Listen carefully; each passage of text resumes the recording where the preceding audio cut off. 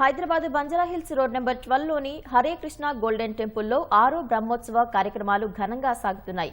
24న ప్రారంభమైన బ్రహ్మోత్సవాలు 29 వరకు నిర్వహిస్తున్నామని హరే కృష్ణ మూవ్మెంట్ హైదరాబాద్ విభాగం అధ్యక్షుడు శ్రీ సత్యగౌర చంద్రప్రభూజీ తెలిపారు.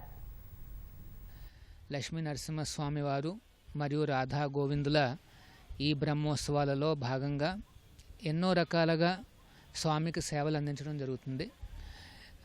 కళ్యాణోత్సవాలు, లక్ష్మీ నరసింహ కళ్యాణోత్సవము, తర్వాత గరుడ హనుమంతుడి వాహన ఉత్సవము, ఆ తర్వాత పల్లకీ ఉత్సవాలు, తర్వాత చప్పన్ భోగులు, కీర్తనలు, అర్చనలు, అలా ఎన్నో రకాలుగా భక్తులకు భగవంతుడికి ఆ సేవలు అందించే అవకాశం లభిస్తుందన్నమాట.